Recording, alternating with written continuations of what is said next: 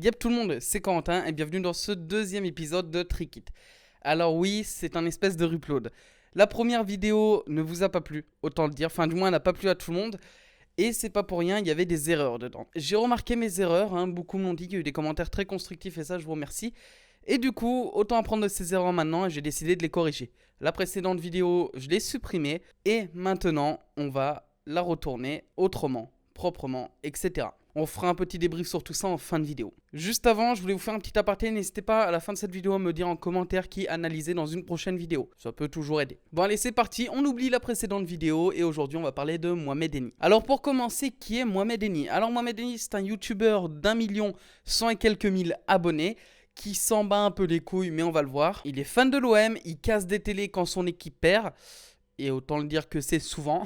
Et il adore allonger ses phrases de cette manière. C'est la catastrophe Ada, les amis. Bon, dans cette vidéo, comme dans la première version, nous ne parlerons pas des débuts de Mohamed Eni. Loup Solitaire l'a très bien fait sur sa chaîne et je vous recommande d'aller voir ça. Le lien est en description. Alors pour commencer, quel type de contenu Mohamed Eni produit? Alors Mohamed Eni produit principalement des débriefs de foot, mais des vidéos un peu plus diversifiées comme les blocus ou les téléphones portables. Et pour finir, il fait des sketchs comme ceux que j'ai analysés dans la première version, au tacos, etc.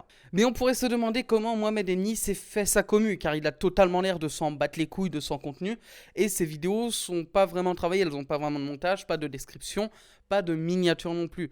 Mais pourquoi autant de gens le suivent? Eh ben il y a plusieurs raisons à ça en fait. Bon, déjà Mohamed Eni il sait faire parler de lui et ça il l'a compris, il l'utilise. Et oui, entre son intro qui est bonjour à tous les amis, pour ceux qui ne connaissent pas vos grands-mères, les insérer un mot, qui font du insérer un mot rimant avec le premier, ou encore le supporter du PSG qui l'a poussé à l'eau à l'époque, les télés qui cassent H24 aujourd'hui encore, ou ces phrases typiques du genre Bah ouais, logique. Mohamed Eni est un peu un youtubeur buzz, dès qu'il trouve un truc qui marche, il va l'exploiter, le surexploiter même, tant que ça fonctionne, et ça marche. Ça marche même énormément parce qu'il arrive à faire parler de lui un peu partout, par tout le monde. Même BFM TV ont quand même parlé de lui. Et ça, c'est pas rien. Et plus on parle de lui, plus des gens le découvrent, plus des gens s'abonnent à lui. Et c'est comme ça qu'il s'est fait un peu sa communauté. Et en fait, ça marche totalement parce que même moi, dans ma dernière vidéo, j'ai utilisé un extrait de lui qui dit bah ouais, logique. Donc, ça montre bien à quel point parler de lui, ça marche. Ensuite, Mohamed Eni est très actif.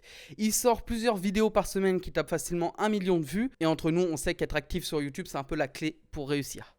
Je devrais peut-être être un peu plus actif moi aussi.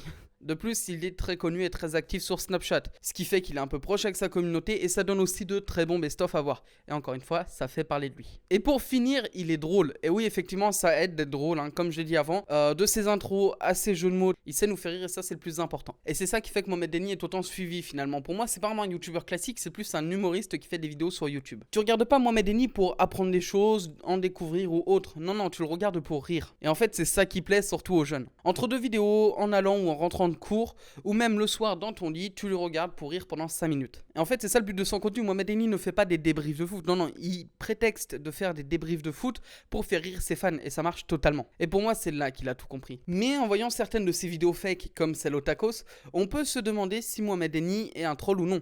Eh ben pour moi non, pas du tout, c'est même plus un génie. Moi quand je regarde ses vidéos à Mohamed Eni, je vois surtout un mec qui a trouvé un filon. Il a compris que les choses simples, ça marche très bien, voire même extrêmement bien sur YouTube. Ce mode de fonctionnement a quand même un inconvénient, c'est que ça peut marcher comme pas du tout. Déjà, il y a des gens qui aiment pas forcément ce genre de contenu, c'est comme ça, les goûts et les couleurs, c'est personnel. Ensuite, ce mode de fonctionnement est assez incertain, il faut toujours trouver des nouvelles idées, toujours se renouveler pour que ça continue. Et si on se renouvelle pas, la communauté peut rapidement se lasser, mais ça peut quand même être compliqué de trouver de nouvelles idées, etc. H24. Pour finir, il s'enferme dans ce contenu et ça risque de ne pas aider. Regardez The Kerry par exemple. The Kerry, c'était un peu le même genre en fait.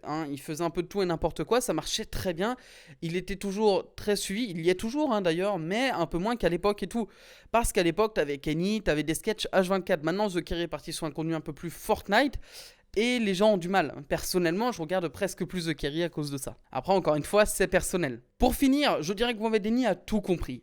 C'est pour ça que c'est un génie. Il sait que ça marche, il continue comme ça, il exploite, voire même le surexploite comme je l'ai dit précédemment, mais c'est risqué. Pour finir, je dirais que Mohamed Eni a tout compris, c'est pour ça que pour moi c'est un génie. Il a compris comment ça marchait et il continue de faire marcher ça comme ça. Mais encore une fois, c'est risqué, il faut qu'il fasse très attention. Mais pour l'instant, il a bien raison de continuer tant que ça marche. toutes les petites astuces qu'il utilise font que c'est un génie en fait. Mais il faut qu'il fasse attention à continuer sur cette voie. S'il continue sans trop se renouveler, malheureusement sa communauté risque de grandir et de se lasser. Après encore une fois, seul l'avenir nous le dira. Voilà, c'était un peu tout pour ce Trickit sur Mohamed Eni. J'espère que cette vidéo où j'ai corrigé pas mal de points de la précédente vous aura mieux plu. J'ai voulu tenter un truc dans la précédente en mélangeant analyse, critique, etc. Et ça vous a pas vraiment plu. J'ai voulu caser un peu d'humour dedans aussi, ça vous a vraiment pas plu. Et du coup, j'espère que cette analyse plaira aux gens qui n'aiment pas la précédente. J'ai vite rectifié le tir, je l'ai supprimé en moins de 24 heures. Et je me suis dit, tant qu'à faire, autant la retourner. Je n'y perds rien. Au contraire, j'en apprends de mes erreurs. Et voilà, c'est en faisant des erreurs qu'il faut avancer dans la vie. Et autant les corriger rapidement, ces erreurs. Et puis, je dirais que la dernière chose que j'ai apprise, c'est que faire des vidéos comme ça sur le tas, ça ne marche pas pour ce type de vidéo. Faut mieux les écrire comme j'ai fait. C'est pour ça que je regarde ici, j'ai mon écran avec le texte. Voilà, faut mieux écrire sa vidéo, faire un truc bien. La dernière n'était pas vraiment écrite. J'ai un peu improvisé et c'est pas du tout passé. Bref, n'hésitez pas à me dire ce que vous en avez pensé en commentaire avec des commentaires constructifs. C'est ça qui m'a énormément aidé à me remettre en question. Je me suis levé cette nuit à 4h du mat, honnêtement. J'ai lu, il y avait un commentaire très constructif. Je vous le mettrai là si je le retrouve. Et honnêtement, c'est ça qui m'a fait repenser, qui m'a fait réfléchir et me dire bah merde, parce que le mieux, ce serait que je la retourne cette vidéo. Ça me coûte rien et ça pourrait corriger beaucoup de choses et puis plaire au plus grand nombre comme je le voulais au début en fait. Je voulais pas déplaire avec cette vidéo, mais après, encore une fois, les goûts et les couleurs. Bref, cette vidéo vous a plu, pensez à lâcher un petit pouce bleu, à vous abonner, à la partager sur vos réseaux sociaux, à me suivre aussi sur mes réseaux sociaux, lien en description, le Discord, etc., etc. Il y a pas mal de nouveautés qui vont arriver en 2019, je vous en dis pas plus, mais j'ai plein de projets par-ci par-là. Il y aura pas mal de changements, donc j'espère que ça va vous plaire. Ma foi, sur ça, je vous laisse, c'était Epco, prenez soin de vous, à très bientôt pour une nouvelle vidéo, et ciao tout le monde.